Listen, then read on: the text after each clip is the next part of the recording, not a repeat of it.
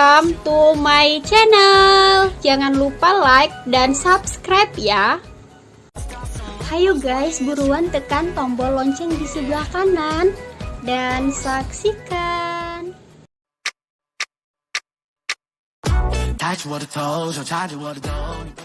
Assalamualaikum warahmatullahi wabarakatuh. Baik, di video kali ini saya mau bahas tentang seputar ibu hamil, yaitu kejadian di saat trimester 1, trimester kedua, dan trimester ketiga. Namun di sini saya mau bahas tentang mual muntah. Nah, mual muntah yang terjadi pada ibu hamil itu hal yang wajar ya, kejadian yang normal. Namun di sini perlu dikhawatirkan jika mual muntah berlebihan, sering disebut dengan bahasa medis yaitu hipermesis gravidarum. Nah, ini perlu dikhawatirkan ya. Maka di sini jika terjadi mual muntah di trimester pertama itu hal yang wajar.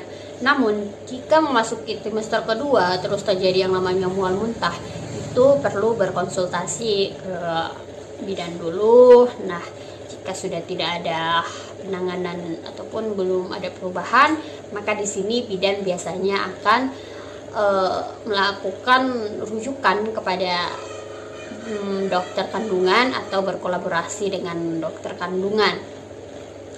Nah, di sini mual muntah jika terjadi di trimester pertama itu hal yang wajar ya.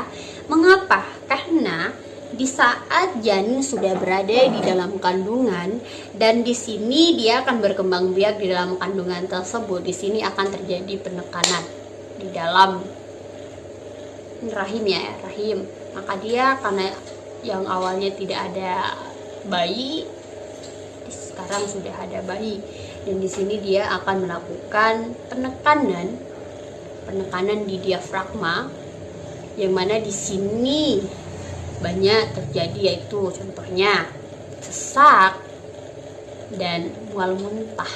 Makanya jika terjadi sesak di ibu hamil itu hal yang wajar ya. Namun jika berlebihan itu dipertanyakan juga, dan mual muntah juga hal yang normal. Biasanya mual muntah ini sering terjadi di pagi hari. Nah, di sini saya langsung membahas bagaimana cara mengatasi mual muntah tersebut. Nah, jika sudah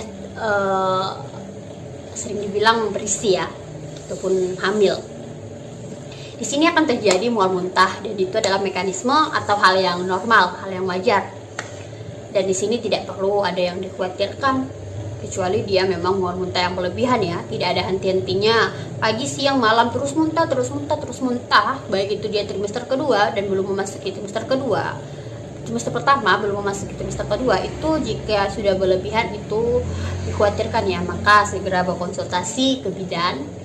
Dan jika tidak ada perubahan, biasanya di sini bidan akan melakukan kolaborasi dengan dokter kandungan, ataupun di sini akan merujuk pasien untuk mendapatkan penanganan yang lebih efektif dan mendapatkan resep obat dari dokter kandungan tersebut. Nah, di sini cara mengatasi mual muntah pada ibu hamil yaitu yang pertama, jika ibu hamil makan, maka di sini makanlah sering, namun dengan porsi yang sedikit.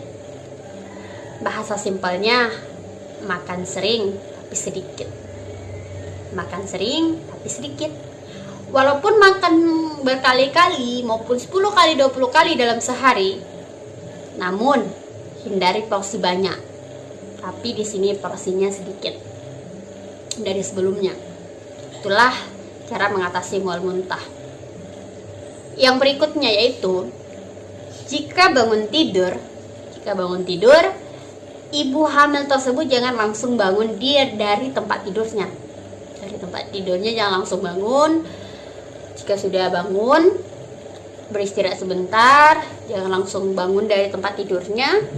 Setelah sudah merasakan lega, tenang, lalu bangun, dan jangan langsung berdiri atau melakukan kegiatan, aktivitas. Namun di sini, makanya langkah baiknya menyediakan gelas yang berisi air di samping tempat tidur ya. Sebelum beraktivitas, minumlah air putih. Setelah sudah diminum, maka baru bisa melakukan aktivitas. Nah, selanjutnya yaitu pikiran. Saya selalu kembali ke pikiran. Sugestinya. Coba tanamkan sugesti bahwasannya kehamilan tidak selamanya dapat menyebabkan mual muntah. Banyak kok ibu hamil tidak mengalami mual muntah sama sekali. Kenapa saya selalu mengaitkan dengan pikiran? Karena di sini saya banyak belajar tentang hypnobirthing, hipnoterapi. Namun di sini di dalam kebidanan. Di sini saya mohon maaf sebelumnya, di sini saya tidak menggurui siapapun, saya sama sekali tidak menggurui siapapun. Namun di sini saya hanya men-share apa yang saya ketahui. Namun di sini mungkin ada kesalahan, ya mari kita perbaiki bersama-sama. Mengkritik dengan hal yang membangun, jangan yang membuat jatuh. Nah, di sini kita harus memanage pikiran kita. Jika kita mengalami stres, jika ibu hamil mengalami stres, disinilah terjadi yang namanya hipermesis gravidarum. Dan di sini kita bisa mengatasi mual muntah yang sering itu, yaitu dengan cara memanage pikirannya dan coba berkomunikasi dengan janin. Komunikasi dengan janin. Nah, ini kan bayi dan si ibu kan ada ikatan ya. Di sini berkolaborasilah dengan janin, bekerjasamalah dengan janin, yang mana di sini letakkan tangan, tidak mesti letakkan sebenarnya. Yang penting berkomunikasinya ya, komunikasi. Jika ini sebenarnya trik ini digunakan dengan wanita karir ya, atau yang kerja seperti dosen, guru. Kan jika mual muntah di dalam aktivitasnya itu kan sangat mengganggu ya, sangat mengganggu dan mengganggu orang lain juga. Nah, di sini coba kolaborasi dengan janinnya, bekerja sama, buatlah hubungan dengan janinnya. Saya katakan tadi, bayi bisa mendengar, apalagi ada ikatan ya. Nah, tidak apa-apa, mama, bunda menerima mual muntah dengan kehadiran kamu. Tapi di sini bantu mama ya. Di sini Dedek jangan